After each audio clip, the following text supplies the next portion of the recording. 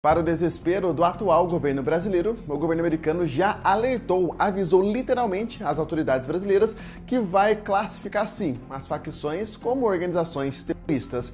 E essa medida muda totalmente o paradigma da política externa americana para a América do Sul, principalmente para com o Brasil. Os Estados Unidos, que buscam encerrar seu conflito lá no Oriente Médio, assim que o fizer, vai dedicar toda a sua atenção de uma forma mais assertiva à América Latina. E um dos seus principais alvos é, de fato, o Brasil. E a primeira ofensiva contra o crime organizado brasileiro, contra as facções brasileiras, já vai ocorrer nas próximas semanas. E isso, querendo ou não, vai causar um atrito diplomático entre o atual governo brasileiro e o atual governo norte-americano. Sejam todos absolutamente muito bem-vindos a mais um vídeo de geopolítica do canal Vamos Falar de História. A informação de que os Estados Unidos enviaram um aviso direto ao Brasil sobre a primeira ofensiva contra o primeiro comando da capital e o Comando Vermelho inaugura um novo capítulo nas relações entre os dois países e na guerra contra o crime organizado na América Latina. Segundo informações amplamente divulgadas pela imprensa nacional e internacional, o governo dos Estados Unidos entrou em contato com o presidente do Banco Central do Brasil para informá-lo de que Washington está avançando para classificar as facções brasileiras como organizações terroristas. Com isso, esses grupos serão enquadrados como organizações terroristas estrangeiras, sendo considerados uma ameaça à segurança nacional dos Estados Unidos. Essa movimentação não ocorre de forma isolada, pelo contrário, o governo norte-americano já considera o primeiro comando da capital e o Comando Vermelho como ameaças à segurança regional, principalmente devido ao seu envolvimento com o tráfico de drogas, violência e redes transnacionais de crime. O alerta enviado ao Brasil, portanto, não é apenas diplomático, ele carrega consigo a possibilidade de uma mudança concreta na política de segurança internacional dos Estados Unidos. Ao mesmo tempo, esse tema ganha mais relevância se for inserido em um contexto mais amplo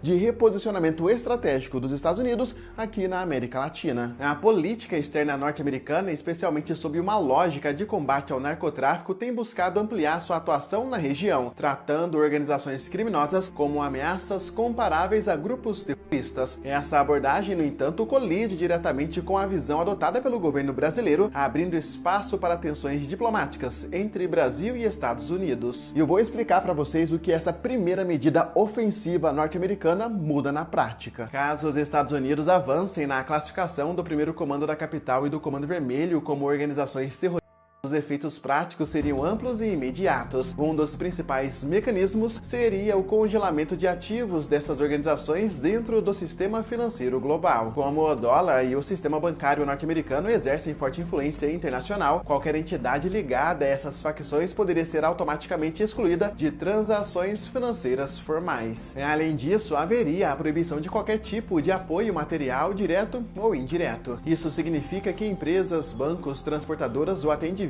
que de alguma forma mantivessem relações com essas organizações poderiam sofrer sanções severas. Na prática, cria-se um efeito cascata que não atinge apenas os criminosos, mas também estruturas econômicas que possam, mesmo sem intenção, estar conectadas a eles. Outro ponto sensível é a possibilidade de sanções econômicas mais amplas. O governo brasileiro teme que instituições financeiras ou setores da economia nacional possam ser penalizados caso sejam identificados vínculos indiretos com essas facções. Isso poderia gerar insegurança jurídica, afastar investimentos estrangeiros e impactar a credibilidade do sistema financeiro brasileiro. Esse cenário se torna ainda mais relevante quando se observa a atuação internacional dessas organizações. O primeiro comando da capital, por exemplo, já expandiu suas operações para a Europa, África e outros países da América Latina, consolidando-se como uma rede transnacional. O Comando Vermelho também tem conexões fora do Brasil, especialmente em rotas do tráfico de drogas. Diante disso, é possível afirmar que o impacto dessas facções já ultrapassa as fronteiras nacionais. Sob a ótica norte-americana, essa atuação global justifica o enquadramento como ameaça internacional. No entanto, essa interpretação não é consenso e está no centro da divergência entre Brasil e Estados Unidos. A resistência do atual governo brasileiro em classificar as facções brasileiras como organizações terroristas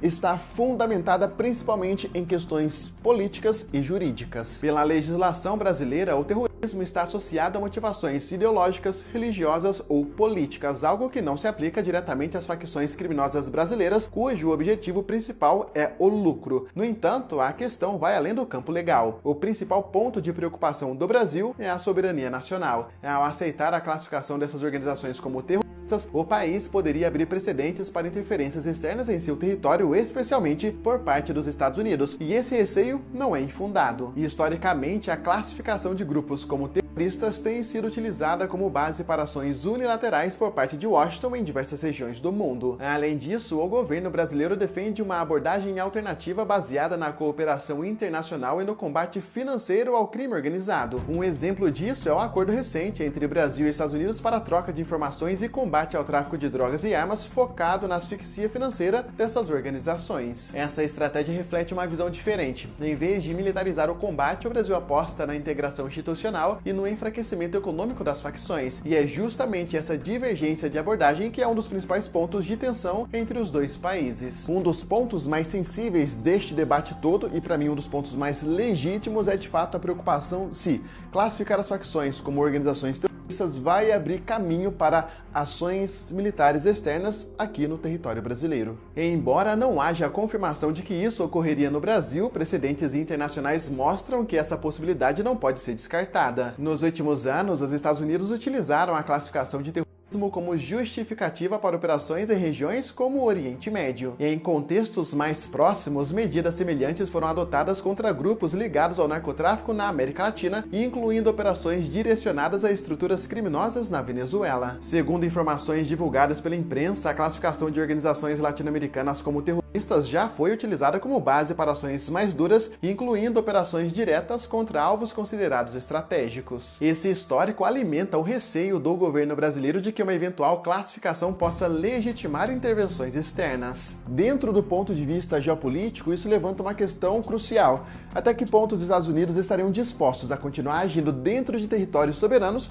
sob o argumento de combate ao terrorismo? E o mais importante, como os países da região reagiriam a esse tipo de ação? Para o Brasil, permitir esse tipo de precedente poderia representar uma mudança estrutural em sua política externa, abrindo espaço para pressões futuras não apenas na área de segurança, mas também em temas estratégicos mais amplos. A divergência entre Brasil e Estados Unidos sobre a classificação do Primeiro Comando da Capital e do Comando Vermelho como organizações terroristas revela muito mais do que uma discordância técnica. Trata-se de uma disputa que envolve visões diferentes de segurança, soberania e, principalmente, o papel do Estado no combate ao crime organizado. De um lado, os Estados Unidos adotam uma abordagem mais agressiva, buscando enquadrar essas organizações dentro de uma lógica de segurança nacional e combate ao terrorismo. Do outro, o Brasil procura preservar sua autonomia defendendo uma estratégia baseada na cooperação e no enfraquecimento financeiro dessas redes criminosas. Essa queda de braço tem potencial para corroer as relações diplomáticas entre os dois países, especialmente se Washington decidir avançar unilateralmente na classificação das facções. Nesse cenário, o Brasil pode se ver pressionado a reagir, seja reforçando sua posição de soberania, seja ajustando sua estratégia para evitar impactos econômicos e políticos. Ao mesmo tempo, o tema também evidencia um dilema maior: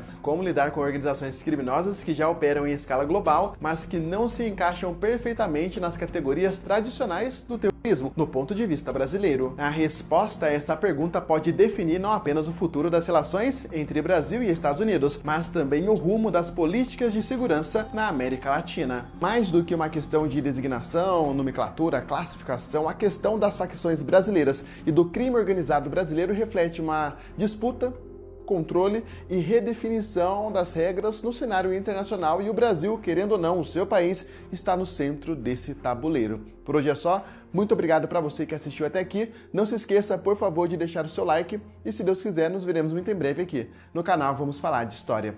Fiquem todos com Deus e até mais.